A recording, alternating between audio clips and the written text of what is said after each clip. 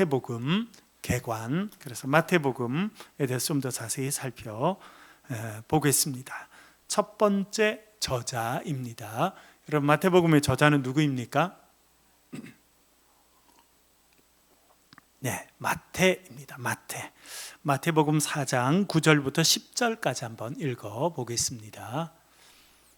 마태복음 4장 9절 10절 천천히 읽어보겠습니다. 시작.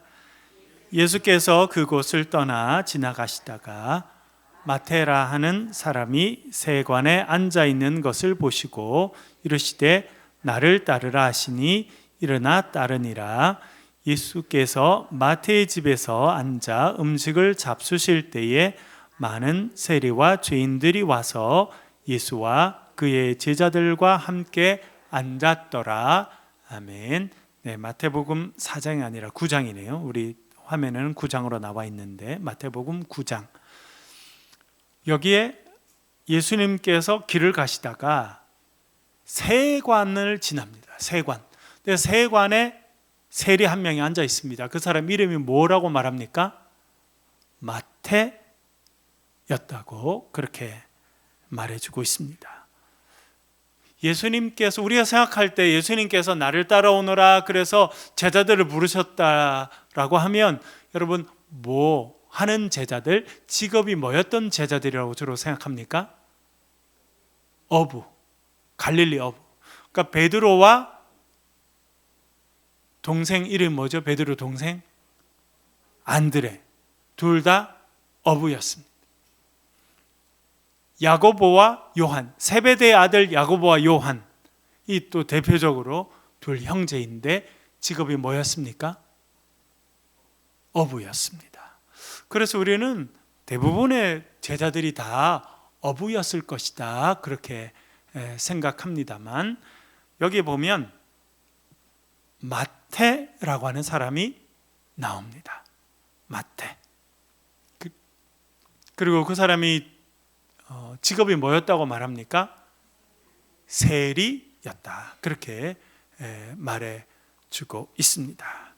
이 부분은 참 중요합니다. 여러분, 예수님의 제자 중에 어떤 사람이 있었습니까?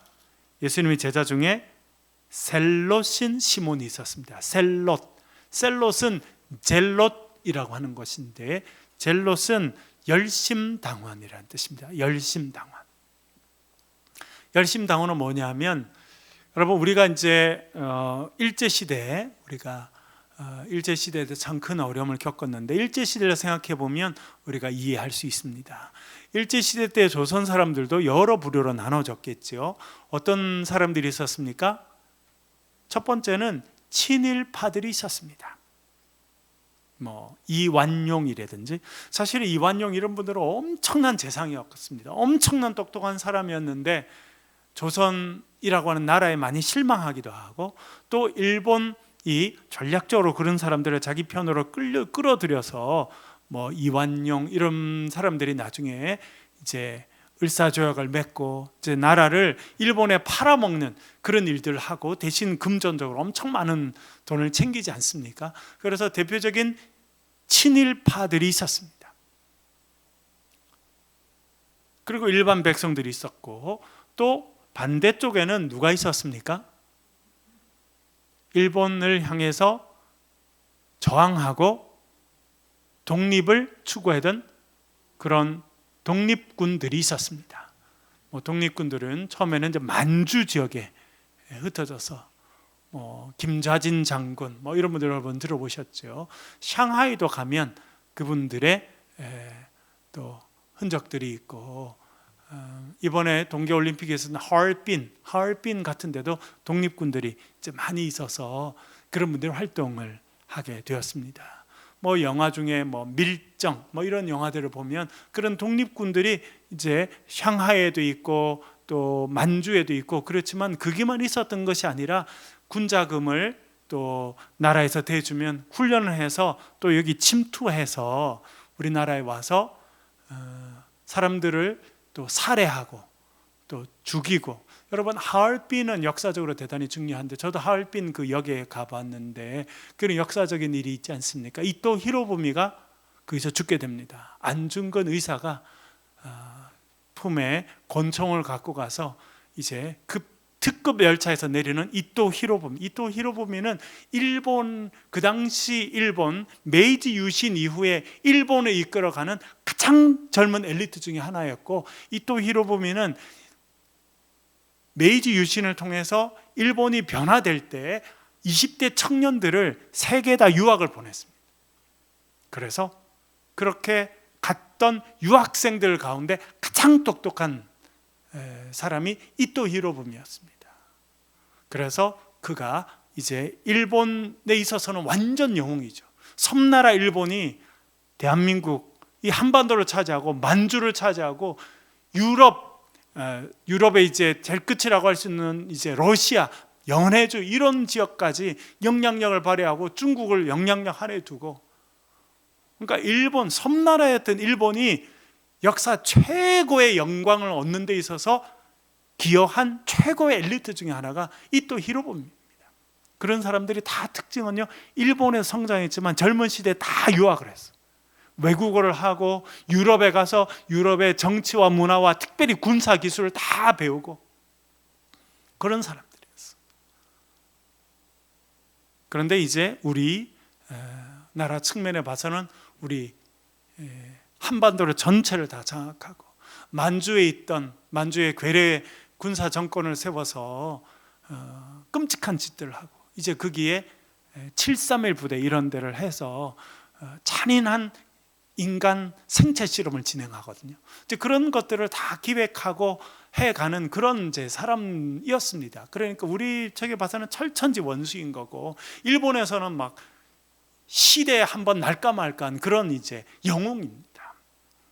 근데 그 사람을 이제 하얼빈 역에서 이제 저격하는데 가보니까 표시가 돼 있더라고요. 중국 사람들도 이것은 너무나 역사적인 일이고 중국의 엄청난 인구들이 하지 못했던 위대한 일을 작은 조선의 이 젊은이가 하게 됐다. 그래서 지금도 거기에 가면 기념관이 준비되어 있고, 기념관에서 보면 지금도 거기 안중근 의사가 서서 총을 쐈던 모습하고 이토 히로부미가 총을 맞았던 자리는 그대로 표시가 되어 있습니다. 엄청 가까운 데 가서 총을 3번 발사해서 몸에 총알이 관통해서 그가 살아남지 못하게 됩니다. 그런 일들을 이제 하게 되었는데, 여러분, 그런 그 독립파의 사람들이 하는 일들은 일본의 높은 관료나 장교들, 정치가들을 죽이는 것뿐만 아니라 일본의 손을 잡고 일본을 돕는 친일파들을 제거하는 것도 중요한 일이었습니다. 그러니까 여러분, 우리나라 일제가 우리를 강제 점령하고 있을 때 우리나라 안에서도 친할 수 없는 두 부류의 사람들이 있었습니다. 그 사람들이 친일파와 독립파였습니다. 그러니까 독립군들은 친일파를 만나면 죽이려고 했습니다. 그리고 또 친일파는 독립군들이 자기들을 죽이려고 하기 때문에 그 사람들을 고발하고 또 박해하고 그런 일들을 하게 됐는데, 사실은 예수님 당시에 팔레스타인도 똑같습니다. 이스라엘도 똑같았습니다. 이스라엘 사람들 가운데 로마 사람들, 그러니까 이스라엘 전체, 팔레스타인 전체를 식민지로 만든 이 로마 사람들, 우리 하자면 일제 같은 데죠. 거기에 협력하는 사람들이 있었습니다. 우리말로 하면 친일파 같은 사람들. 대표적인 사람이 누구였겠습니까? 세리였습니다. 세리. 그 당시 로마는 아주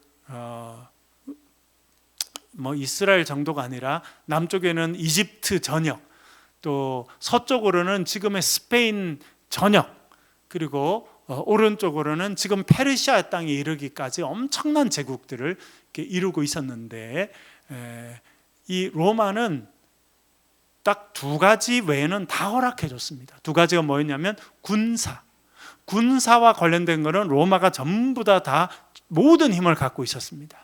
그래서 다른 민족들은 자체 군사를 가질 수가 없었습니다.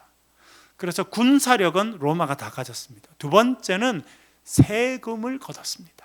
그러니까 세금만 잘 내고 칼을 들고 독립운동만 하지 않으면 뭐든지 다 인정해 줬습니다. 너희 말도 쓰고 종교도 쓰고 정치 제도도 쓰고 뭐 제사자 제도 다 해라. 지난번에도 말씀드렸습니다만 역사적으로 오랫동안 제국을 유지한 제국들의 특징은요, 관용입니다. 관용. 두 가지. 군사적으로 공격하지만 않고 세금만 잘 내면 원하는 대로 다 해라. 이런 관용 정책을 폈던 제국들은 수백 년씩 가게 됩니다. 근데 일본은 섬나라의 특징을 갖고 있죠. 관용이 없습니다. 그래서 어떻게 합니까? 말도 바꿔버리고 성도 바꿔버리고, 그렇죠? 그러니까 관용을 베풀지 않으면 아주 극단적인 독립운동이 일어나기 때문에 관용하지 않는 대제국들은 오래가지 못하는 특징을 갖고 있습니다. 일본이 그랬던 거죠. 근데 여러분 여기 보세요. 여기 지금 마태라고 하는 사람은 세리였습니다. 예수님의 12명 중에 한 명은 지금 우리 식으로 말하면 친일파였다는 겁니다. 근데 또 누가 있었냐면 젤롯당, 열심당이 있었습니다. 열심당은 우리로 말하면 독립군이었습니다. 독립군. 열심당도 여러 파가 있었는데 그 중에 시카리라고, 지카리, 자카리, 시카리라고 불려졌던 우리 시칼하고 좀 느낌이 비슷하죠? 그 사람들은 실제 단도를 품에 이렇게 넣고 다녔는데 그 단도를 시카리라 불렀습니다. 시카리. 그래서 그 단도를 품에 이렇게 늘 품고 있고, 그래서 로마에 협력하는 사람들이나 이스라엘 백성들을 많이 괴롭히는 사람이 있으면 그 사람들을 그 칼로 공격하는 사람들이 있었습니다. 그러니까 예수님의 12명의 제자 가운데 한 명은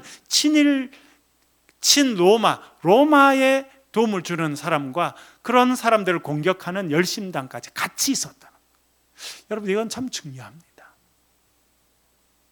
예수님도 한 부류의 사람만 선택한 게 아니에요. 어부도 있고 세리와 같은 사람도 있고 세리들을 미워하고 세리들을 이렇게 적대시하는 사람들까지도 있었다는 것입니다. 그런 사람들이 같이 있었습니다. 그 세리의 이름이 마태라고 나와 있습니다. 근데 여러분, 이 마태복음에만 마태가 나옵니다. 세리 마태. 마태가 세리였다고 하는 것을 알려주는 것은 마태복음에만 나옵니다. 물론 사도행전에 가면 이 세리의 제자들 12명을 이야기하면서 마태라는 이름이 나옵니다.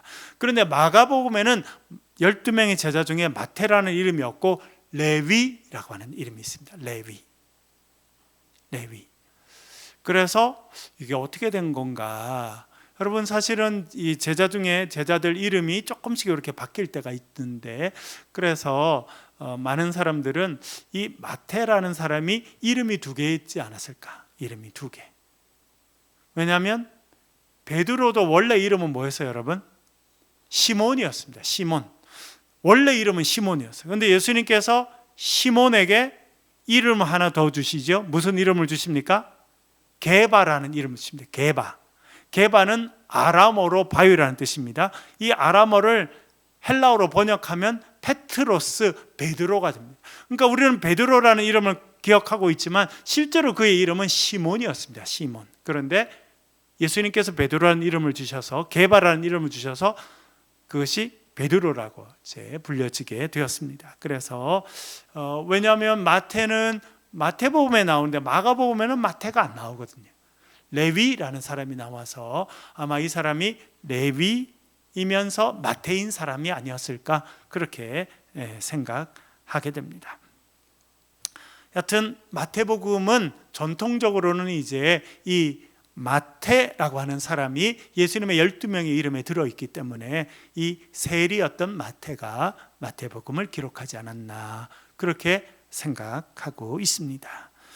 이 마태복음의 특징, 특별히 이제 마태를 기술한 마태의 중요하게 생각했던 것은 첫 번째, 구약 성경과 이스라엘의 역사에 관심이 많았다라고 하는 것입니다.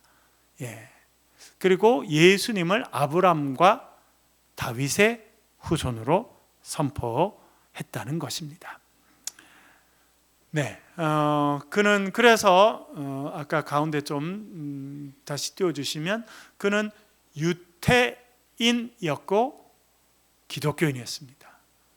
그리고 그는 헬라어를 주요로 사용했다 이렇게 생각됩니다. 마태라는 이름의 유대인이었습니다. 그런데 유대인이었다가 그는 이제 기독교인이 됐는데 헬라어를 사용했던 사람이다. 예. 물론 이제 학자들은 여러 가지가 있습니다. 여기 이제 마태가 보면 구약 성경도 많이 인용하고 또 뭐 아람어도 마가복음도 그렇습니다만 아람어도 뭐 랍비라는 아람어도 그렇고 여러 가지 아람어들이 그대로 나오니까 이 사람이 유대인이었다. 유대인들은 그 당시 다 아람어를 쓰고 살았거든요.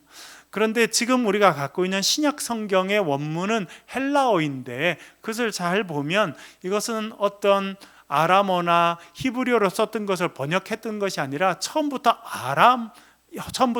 헬라어로 적은 것이다 이렇게 생각됩니다. 그래서 그는 유대인이면서 기독교인이었고 그리고 처음부터 헬라어로 이 마태복음을 기록했다 그렇게 생각이 됩니다. 두 번째 기록 장소를 보겠습니다. 그러면 어디서 기록됐다는 것입니까? 기록 장소도 좀 중요한데요. 마태복음 4장 2절, 23절, 24절 한번 읽어보겠습니다. 같이 읽겠습니다. 시작.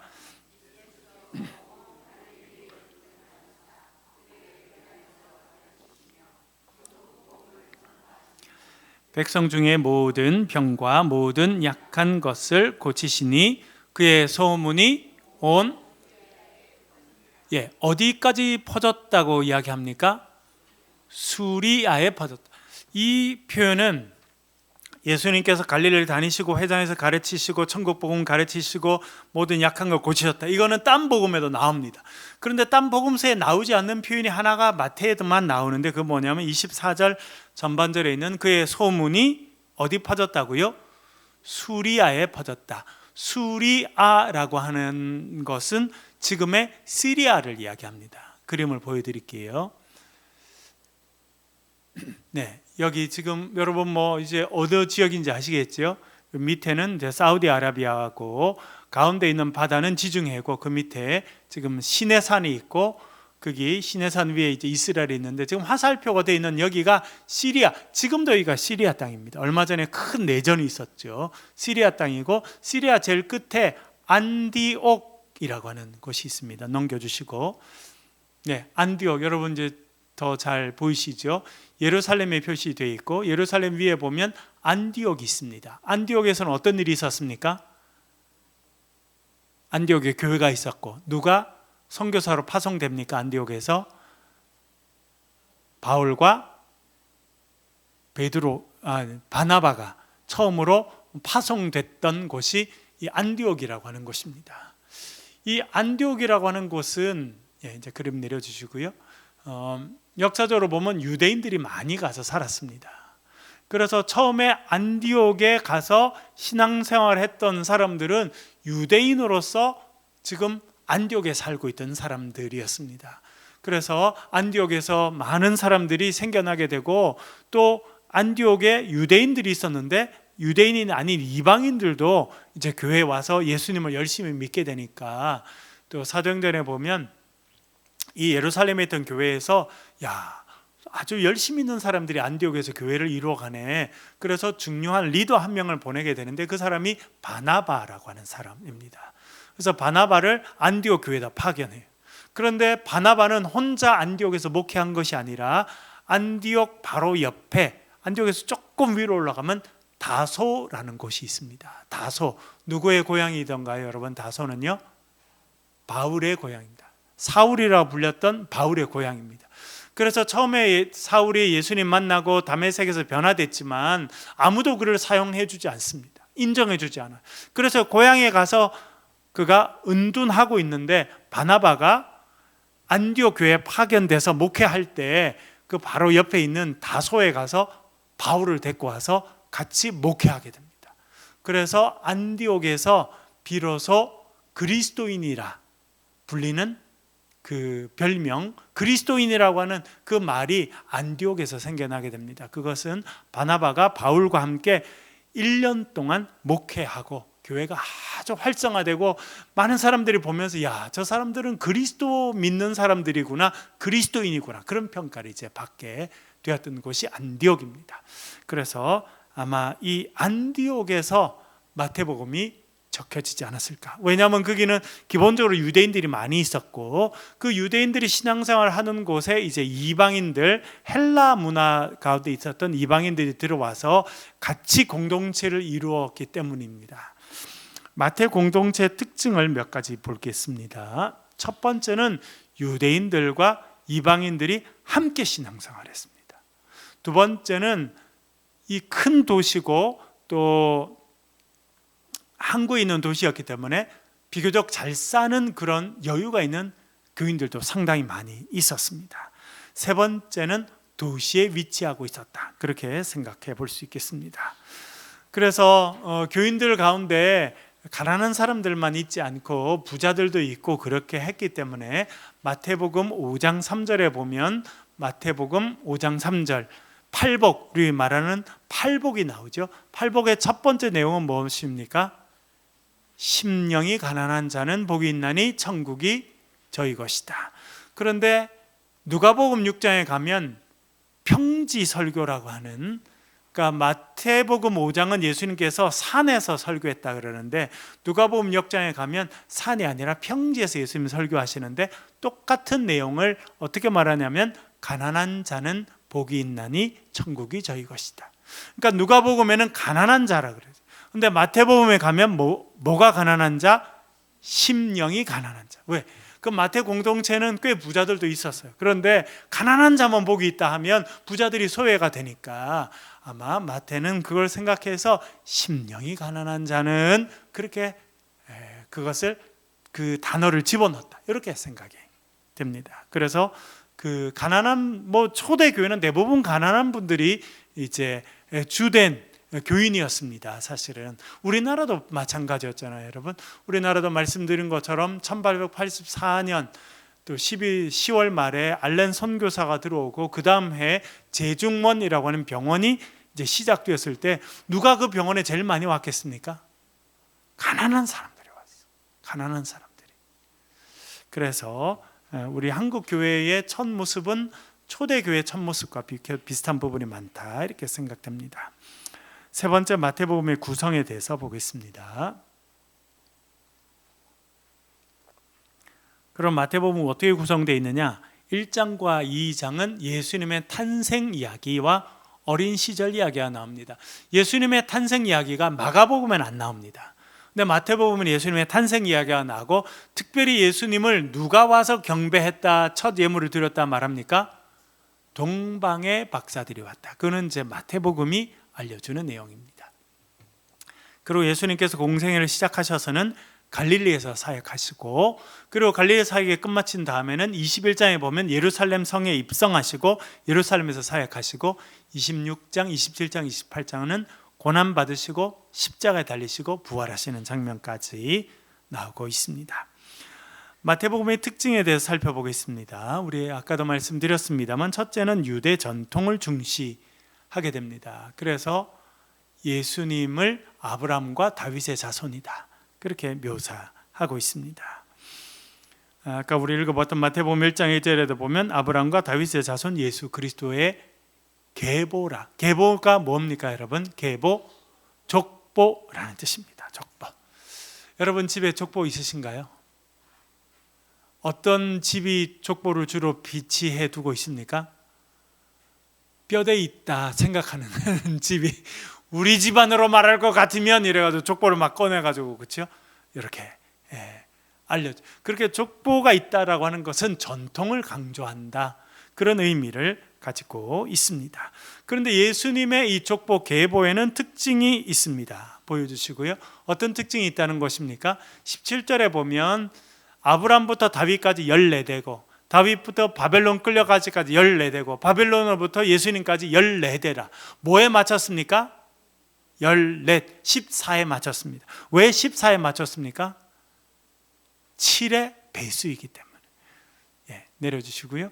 여러분, 그래서 자세히 마태복음을 읽어보고 마태복음을 읽어보면서 우리가 최근에 이제 열왕기를 읽다가 이제 오늘 사순절이 되면서 이제 멈췄습니다만, 여러분 시간을 좀 내셔가지고 열왕기 상하에 보면 왕 이름이 쭉 나오거든요. 그와 마태복음에 나오는 왕 이름을 쭉 비교 한번 해보시면 놀라운 걸 알게 됩니다. 뭘 알게 되냐면, 마태복음은 14대 14로 맞추기 위해서 열왕기 상하에 나오는 왕 중에 중요하지 않은 왕들은 빼버립니다. 그래서 누가 누구를 낳았다 그랬는데 할아버지에서 손자로 바로 넘어간, 아버지는 별로 중요하지 않아요. 빼버리고. 그런데 마태에서 중요한 건 뭐냐면 7의 배수인 14, 여러분 7, 12, 40 이런 숫자가 중요한 숫자인데, 그래서 7의 배수인 14를 맞추기 위해서 어중간한 왕 이름 빼버립니다. 근데 정말 놀라운 게 있습니다. 지난번에도 한번 제가 말씀드렸습니다만, 이렇게 왕들 이름도 빼버리는데 여자분들 이름을 5명 집어넣었어요. 그 여자분들 이름이 뭐라는 겁니까, 여러분? 화면에 보여주시고요. 누구입니까? 다말, 라합, 룻, 바세바, 마리아입니다. 조금 이따 이분들 이야기를 다시 한번 더 해보겠습니다. 네, 그 다음 특징은 뭐냐면 구약의 예언의 성취를 이야기하고 있습니다. 그래서 마태복음 1장 22절 23절에 보면 주께서 선지자로 하신 말씀을 이루려 하십니다. 이게 제일 중요해요. 마태는 뭐냐면 하나님께서 구약에서 말씀하셨던 것이 이제 예수님을 통해서 이루어진다. 예수님은 구약에서 말씀하셨던 예언자들의 말씀의 성취로 오신 분이다. 그래서 이사야 7장 14절, 보라 처녀가 잉태하여 아들을 낳을 것이요 그 이름을 임마누엘이라 하리라. 이 말씀이 예수님을 통해서 이루어졌다. 그래서 이 구약의 말씀을 인용합니다. 그래서 구약을, 복음서 가운데 구약을 가장 많이 인용하는 것은 마태입니다. 그래서 예수님은 구약에서 말씀하셨던 그 예언자다. 구약의 말씀이 예수님을 통해서 이루어졌다라고 하는 것을 강조하는 특징을 갖고 있습니다. 다음으로는 예수님을 제2의 모세로 묘사합니다. 여러분, 모세가 쓴 5권의 책을 모세오경이라고 하고 전문적으로는 토라라 한다 말씀드렸죠. 그 책이 뭡니까? 창세기, 출애굽기, 레위기, 민수기, 신명기입니다. 우리가 최근에 묵상을 했었죠. 그런데 이렇게 모세가 5권의 책을 쓴 것처럼 예수님은 제2의 모세이고, 그리고 예수님은 모세보다 더 뛰어나신 분이십니다. 그래서 마태는 예수님의 말씀을 5개로 모아두었습니다. 그 내용을 잠깐 보여드릴게요. 10장에 보면 제자 파송과 관련된 설교를 다 모아놨습니다. 13장 천국 이야기는 13장에 전부 다 모아놨어요. 18장은 공동체 설교, 5장부터 7장은 산상보훈이고요. 18장은 공동체, 교회와 관련된 건 18장이, 23장부터 25장은 종말 설교. 그래서 5장부터 7장 산상보훈, 10장의 제자 파송 설교, 13장 천국 이야기, 18장 공동체 설교, 23장 25장 종말에 관련된 설교. 하나, 둘, 셋, 넷, 5개죠. 그래서 모세가 모세오경을 쓴 것처럼 예수님은 5가지의 중요한 말씀을 하셨다. 이렇게 모아두어서 예수님을 제2의 모세라고 말합니다. 그리고 여러분, 모세는 10계명을 어디서 받았습니까? 시내산에서 받았죠. 그래서 이 5개의 중요한 설교의 시작인 마태복음 5장 산상보훈, 예수님은 어디서 설교를 하십니까? 산 꼭대기에서. 그래서 예수님은 꼭 산 꼭대기에서 하셔야 됐던 거예요. 왜? 모세가 시내산에서 하나님 말씀을 받아서 그렇습니다. 그런 부분에 이렇게 구약과 연결시키고 있고, 또 예수님을 구약의 모세보다 훨씬 더 뛰어나신 분으로 그렇게 이야기해주고 있습니다. 그 다음에 넘겨주시고요. 네, 그 내용 중에 하나가 이겁니다. 보세요. 5장 21절 22절 보면 옛사람에게 말한 바 사진을 하지 말라. 누구든지 살아면 심판을 받을 것이라 하였다는 것을 너희가 들었으나. 이거는 모세가 한 말이에요. 모세가 10계명에 보면 살인만 하지 말라 이야기하죠. 그런데 모세는 살인하지 말라고 했지만 사실은 예수님은 그것보다 훨씬 더 근본적인 하나님의 뜻을 알려준다는 거예요.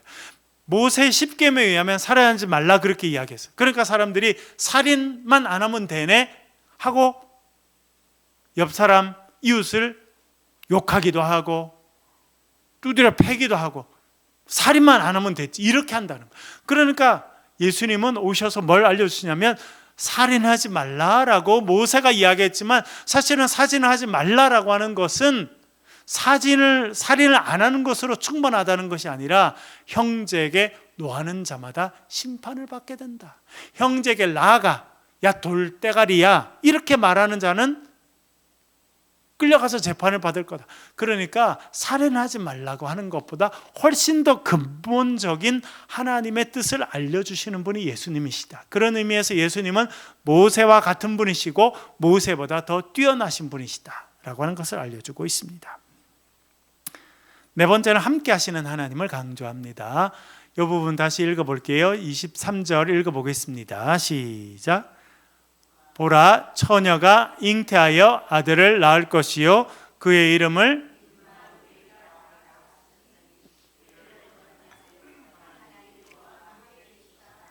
아멘. 제일 강조하는 게 임마누엘, 하나님은 우리와 함께 하시는 분이시다.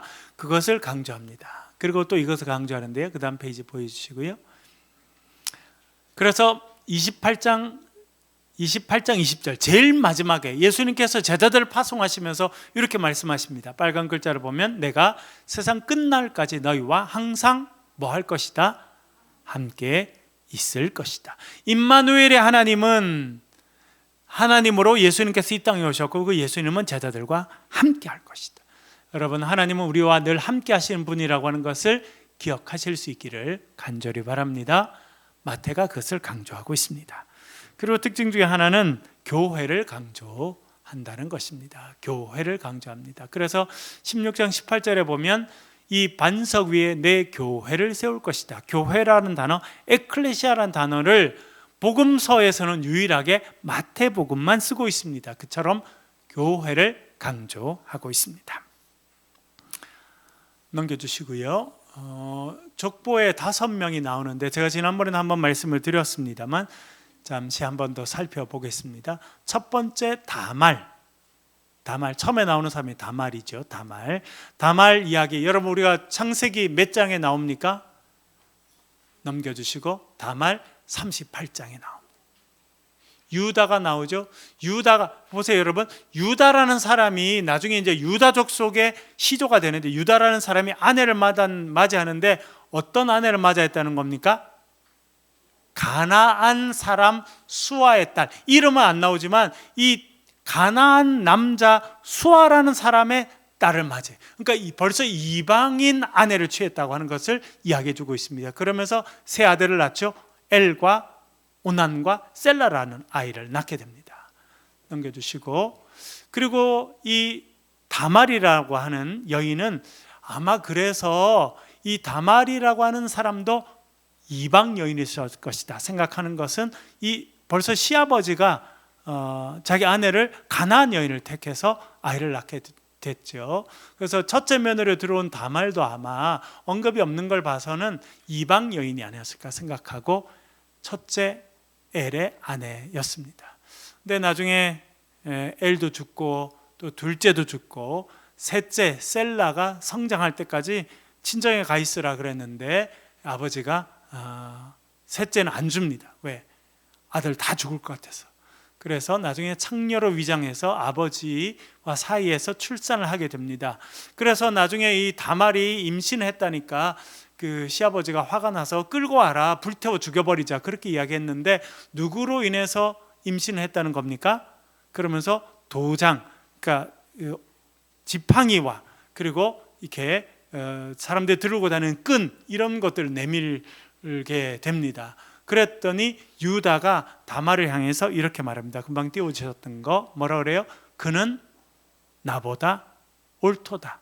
내가 내 아들 셀라를 그에게 주지 않았습니다. 그렇게 이야기했습니다. 지난번에도 말씀드렸습니다만 여기서 우리는 옳다는 개념, 구약에 있어서 옳다는 개념은 윤리적으로 바르다 이런 개념이 아니에요.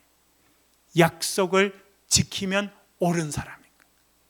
그러니까 얼마나 구약은 언약, 약속, 계약이 중요한지, 이 다말이라는 사람이 이 집안에 와서 대를 잇길 원했는데 남편 죽었죠. 그 밑에 동생도 죽게 됩니다. 그래서 셋째라도 남편으로 맞아들어서 이 집안에 대를 이어야 되는 의무를 첫째 며느리가 갖고 있는데 셋째 아들을 안 주니까 할 수 없이 시아버지와의 관계를 통해서 임신하게 됐다. 우리는 윤리적으로 용납할 수 없는 일이지만 그 당시 사람들을 보게 되면 이 다말은 옳은 일을 하려고 했던 여인이었다는 거예요. 그래서 그는 나보다 옳다 이렇게 이야기하고 있습니다. 두 번째는 라합이죠. 지난번에도 우리가 복음노트 하면서 살펴보았습니다. 라합은 살몬은 라합에게서 보아스를 낳았다. 보아스 등장하죠. 보아스의 어머니 라합. 여호수아 2장에 나오고, 라합은 어떤 족속 여인이었습니까? 가나안 여인이었고, 직업은 뭐였습니까? 여관을 운영하는 사람이었습니다. 그런데 여관만 운영하지 않고 여관에 많은 손님들이 오면 그 사람들이 원하는 서비스도 제공해서, 그래서 기생이다 이렇게 지금 되어 있습니다. 그러니까 유대인들 측면에서는 이방인인데다가 그리고 또 기생이었으니까 참 꺼려지는 사람이었을 것인데 예수님의 족보에 들어가 있습니다. 넘겨주시고, 정탐꾼을 살려주는데 우리가 그때도 살펴본 것처럼 뭐라 말하냐면, 너희 하나님 여호와는 위로는 하늘에서도 아래로는 땅에서도 하나님이시다. 여러분 보세요. 이방 여인이라고 그냥 넣어준 게 아니라 믿음의 고백이 있는 사람은 이방 여인이라도 예수님의 족보에 들어간다는 거예요. 그걸 말하려고 한다는 거예요. 그리고 여리고가 멸망할 때 그 가족들이 다 구원을 받습니다. 그리고 살몬이라는 사람과 결혼해서 누굴 낳습니까? 보아스. 룻의 남편이 되는 보아스. 그러니까 보아스가 이제 나중에 모압 여인이었던 룻을 쉽게 받아들일 수 있었던 것은 자기 어머니가 누구였어요? 자기 어머니가 벌써 이방 여인 가나안 족속 여인이었습니다. 그래서 자기 어머니를 보면 자기 어머니는 가나안 여인이었고, 심지어 그 당시 기생 역할을 했지만 얼마나 믿음의 사람인지, 이방 여인들도 괜찮다, 참 훌륭한 사람이 많구나. 보아스는 어릴 때부터 아마 그런 생각을 하고 자랐던 것 같습니다. 그래서 룻을 맞이합니다. 그래서 세 번째 예수님 족보에 나오는 여자 이름은 무엇입니까? 룻입니다. 룻. 보아스는 룻에게서 오벳을 낳았다. 그렇게 마태복음에 나오죠. 룻기에 나오고, 모압 여인이었습니다. 이 여인도 말론이라고 하는 남자를 얻었지만 남편이 일찍 죽고 과부가 되었습니다. 넘겨주시고, 우리가 살펴본 것처럼 나오미를 따라 베들레헴으로 오게 됐죠. 여러분, 여기도 보면 룻도 믿음의 고백이 있습니다. 성경이 이 이방 여인들이 예수님의 족보에 들어가는 엄청난 일이 있었지만 아무나 들어온 게 아니라 믿음의 고백이 있는 여인이었다는 것을 계속 반복적으로 이야기하는 거예요. 룻기 1장 16절 읽어보겠습니다. 색깔 칠해놓은 거 읽어볼게요. 시작. 어머니의 백성이 나의 백성이 되고 어머니의 하나님이 나의 하나님이 되실 것이다. 믿음의 고백이 있는 사람은 하나님은 누구든지 쓰신다는 거예요. 그래서 우연히 시아버지 엘리멜렉의 친족인 보아스의 밭에 가게 됐고요. 넘겨주시고, 지지난주에 제가 설교할 때 말씀드렸던 참 이 내용들은 의미 있다 생각되는데, 보아스가 이렇게 말하잖아요. 이스라엘의 하나님 여호와께서 그의 날개 아래 보호받으러 온 너를 온전히 상주시길 바라. 날개, 히브리 말로 카나프라는 단어야. 카나프. 하나님의 날개 아래 네가 보호받으러 왔지 않냐? 그 날개 아래 온 너에게 하나님께서 은혜를 베풀어 주시길 원한다. 이렇게 했는데, 이 룻이 나중에 타작마당에 그 보아스가 자고 있는 그 발치에 갔는데 깜짝 놀라서 보아스가 일어나니까 이렇게 말하지 않습니까? 나는 당신의 여종이오니 당신의 옷자락을 펴서 이 여종을 덮어주십시오라고 할 때, 이 옷자락이라고 우리 성경에 번역되어 있습니다만 히브리어로는 똑같이 카나프란 단어예요. 똑같이. 그러니까 당신의 날개를 펴서 나를 덮어주십시오. 아마 제 생각에 내려주시고요. 아마 지난번에 제가 설교하면서 말씀드렸습니다만 이 보아스는 이 여인이 자기가 썼던 단어를 그대로 사용하면서 그 날개, 하나님께서 당신이 나에게 축복하기를 하나님 날개를 펴서 이 여인을 보호해 주시고 축복해 주십시오 하셨지요. 하나님이 쓰시는 날개가 당신입니다. 그러니까 당신의 그 옷자락, 그 날개로 나를 덮어 주십시오. 그 말을 딱 듣는 순간 이 여인 지혜로운 여인이구나, 그렇게 생각한 거예요. 여러분, 다윗도 보세요. 누구를 아내로 맞이합니까? 아비가일. 아비가일은 뭐라고 그랬어요? 다윗이 화가 나가지고 이 나발, 이 몹쓸이 인간 내가 가서 그냥 싹 다 죽여버리겠다. 화가 나서 달려가는 그 앞에 아비가일이 나서서 주는, 다윗을 주라 그러고, 주는 하나님의 생명싸개 안에 있는 분이 아닙니까?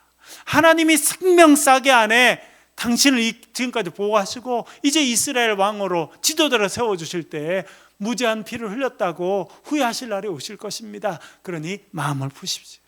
딱 그 말을 듣고 이 여인이 내 아내면 얼마나 좋을까 이렇게 생각했잖아요. 그렇죠? 룻도 마찬가지입니다.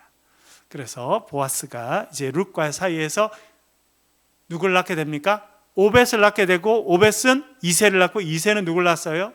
다윗. 그래서 이 룻이라고 하는 여인, 그리고 그 위에 가면 룻 바로 윗대는 누굽니까? 라합. 이런 이방 여인들이 예수님의 족보에 들어가 있고, 그런 일은 참 중요한 일입니다. 그 다음에 마지막으로 들어가 있는 여인이 누구입니까? 이방 여인 중에 들어간 사람은 우리의 아내 밧세바인데, 밧세바는 이방 여인은 아닙니다. 유대 여인이에요. 아버지는 엘리암이고 할아버지가 아히도벨이었습니다. 여러분, 압살롬이, 잠깐 그림 내려주시고요. 압살롬이 반역을 할 때 아주 기가 막힌 제갈량과 같은 책사가 그에게 딱 붙었는데 그 사람 이름이 뭐였습니까? 아히도벨.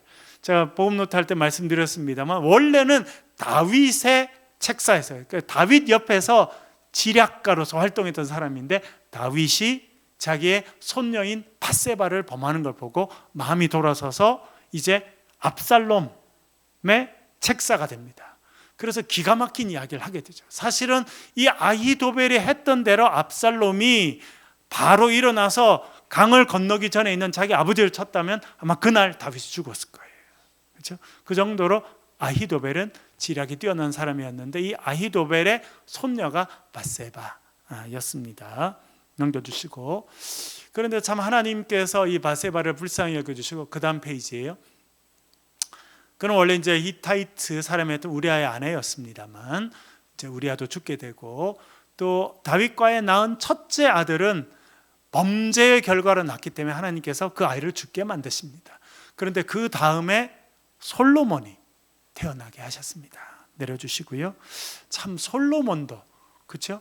어떻게 보면 자기 아버지가 정상적으로 이렇게 후궁을 맞이해서, 아내를 맞이해서 한 사람이 아닌 그런 사람인데, 하나님께서 그 밧세바를 불쌍히, 밧세바는 사실 힘이 없는 여자잖아요. 왕이 오라고 해서 했고, 그래서 원하지 않는 임신을 하게 됐고, 그런 불쌍한 여인을 하나님께서 불쌍히 여겨주셔서 솔로몬을 주시고, 결국 다윗 왕 이후로 왕이 된 사람은 밧세바의 아들이었던 솔로몬이다, 그렇게 알려주고 있습니다. 마지막 마리아는 이제 정결한 여인이었습니다만, 그 앞에 있는 4명의 여인은 사실은 족보에 들어가기는 너무 좀 문제가 많은 사람들이에요. 근데 제가 말씀드리려고 하는 건 뭐냐면, 마태가 뭘 이야기하려고 하냐면, 그렇게 흠결이 있고 이방인이고 세상적인 기준에서는 문제가 있는 사람이지만 믿음의 고백이 있는 사람은 이 하나님께서 구원의 역사에 사용하신다. 그러니까 믿음의 고백이 있는 사람으로 살아가라, 우리에게 그렇게 말씀하고 있는 것입니다. 여러분, 이 사순절에 온전한 믿음의 고백을 가지고 살아가시길 주의 이름으로 간절히 축원합니다.